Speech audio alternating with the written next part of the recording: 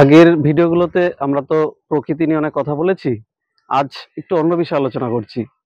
আজকে আমরা এমন একটা কথা বলতে যাচ্ছি যেটা সবার কাছেই খুব ইম্পর্টেন্ট। দেখো, এই প্রকৃতিতে সৃষ্টি একটা সবথেকে বড় উপাদান মানুষ বলতে পারো। আর সেই মানুষের মধ্যে আরেকটা বড় ভূমিকা রাখে, তারা হচ্ছে কারা? যাদেরকে আমরা ডক্টর বলি। তো আজকে আমরা জানি আজ জুলাই মাসের ১ তারিখ, অর্থাৎ আজকে ইন্টারন্যাশনাল যে ডক্টর তাদের দিবস আরকি। তো দেখো, আমাদের সমাজে এখন বর্তমানে সবথেকে যদি গুরুত্ব বেশি যদি বলি এক কথায়, তাহলে আমরা আমাদের ডাক্তারদেরকেই বলতে পারি। কারণ দেখো, একটা একদম সেই মৃত্যু মুমূর্ষু রোগী, যার কোনো বাঁচার চান্স থাকে না, তাকেও কিন্তু ডাক্তার তার শক্তির দ্বারা, শক্তি বলতে কি, তার তার যে বিদ্যা বুদ্ধির দ্বারা তাকে কিন্তু বাঁচিয়ে তোলে। তাহলে আজ তাদেরই কিন্তু দিন। যদিও আজকের একটা দিন পালন করলে তো হবে না, যেহেতু তারা সারা বছর আমাদের প্রতি খেয়াল রাখে। এটা সবথেকে ভালো বোঝা যায় কখন? আপনি যদি কোনো হসপিটালে যান বা কোনো ডাক্তারখানাতে যান, তাহলে সবথেকে ভালো বুঝতে পারবেন যে এদের ভূমিকা কতটা বেশি। আমি নিজে ব্যক্তিগত কারণে এই গত ১ বছরের মধ্যে বর্ধমান মেডিকেল কলেজ বলুন বা পিজি হসপিটাল বলুন, মানে আমার ওয়েস্ট বেঙ্গলে যেসব হসপিটালগুলো আছে, অনেক হসপিটালে আমি গেছি।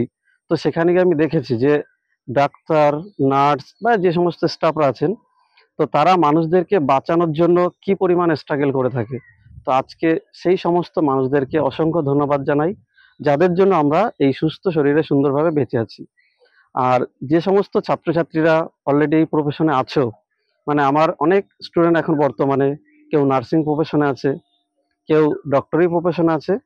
তো সকলকেই অনেক ধন্যবাদ জানাই যে তারা এত সুন্দর একটা প্রফেশন বেছেছে। আর যখনই আমাদের কোনো স্টুডেন্ট বলে যে আমি ডাক্তার হব বা নার্স হব, বা অলরেডি যারা ডাক্তার বা নার্স প্রফেশনে আছে, তখনই না আমাদের মনে একটা আলাদা আনন্দ জাগে যে এই একটা প্রফেশন, যে প্রফেশনে মানুষকে বাঁচানো যায়, মানে ভগবানের পরেই কিন্তু এনাদেরকে স্থান দেওয়া যায়। দেখো ছাত্ররা, আমি এটাও জানি যে এবছর নিট যে এক্সাম হয়েছিল, সেই এক্সামের প্রশ্নপত্র নিয়ে অনেক ব্যাপার হয়েছে আমরা জানি, আমি সে প্রসঙ্গে যাব না। কারণ আমরা তো সবসময় পজিটিভ চিন্তা করি। তো এবছর যেটা হয়েছে, প্রত্যেক বছর যে এইটাই হবে এরকম তো কোনো ব্যাপার নয়।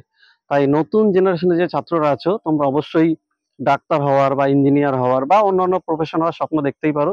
কারণ দেখো, ডাক্তার হচ্ছে এমন একটা প্রফেশন, যে প্রফেশনটা শুধু যে টাকা ইনকাম করা যায় তা না, তা কিন্তু নয়।